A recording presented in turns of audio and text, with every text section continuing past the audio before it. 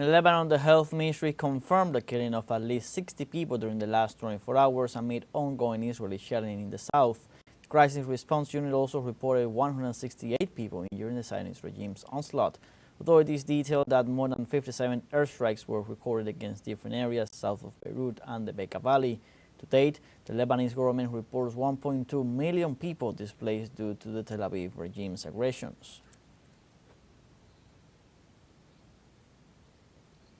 On Saturday, Iranian Parliament Speaker Mohammad Bagher Khalibaf expressed his solidarity with the people of Lebanon. Following continuous Israeli aggressions against their territory, the Iranian lawmaker arrived in the city of Beirut on a plane that he flew himself amid threats and constant shelling from Israel.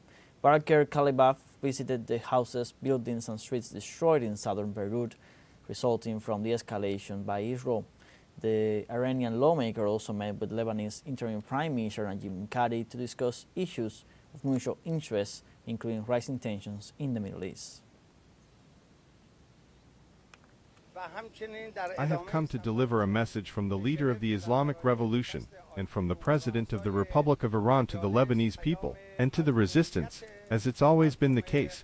We stand with the Lebanese people and with the Lebanese government. The United Nations reported on Friday that the World Food Programme has been unable to get food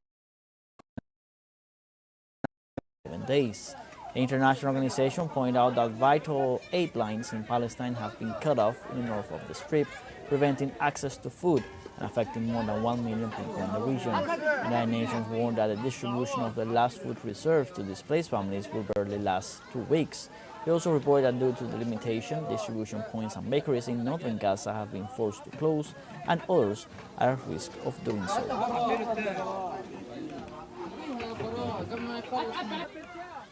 And in Palestine, Israeli bombardments and the humanitarian crisis put more than 200,000 civilians at risk of death in Jabalia.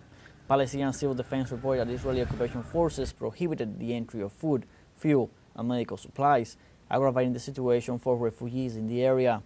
It also denounced the new evacuation orders for Palestinian residents in the area, as they consider that there are no safe places left in Gaza, and that the occupation is carrying out attacks against residential areas, medical centers, and mosques, which represents a clear violation of international humanitarian law.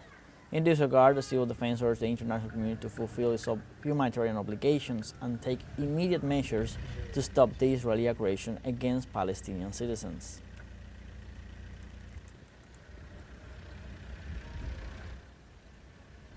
And in Italy, on Saturday, social movements and human rights defenders spoke out against the Israeli genocide endured by the Palestinian people in the Gaza Strip. Italians took part in a mobilization to defend the Palestinian cause and demand an end to the war in Gaza. Demonstrators gathered at squares in Rome carrying Palestinian and Lebanese flags, chanted patriotic songs and delivered speeches in remembrance of the Palestinians killed by Israel. Demonstrators denounced the many civilian fatalities in this conflict, with most of them being women and children.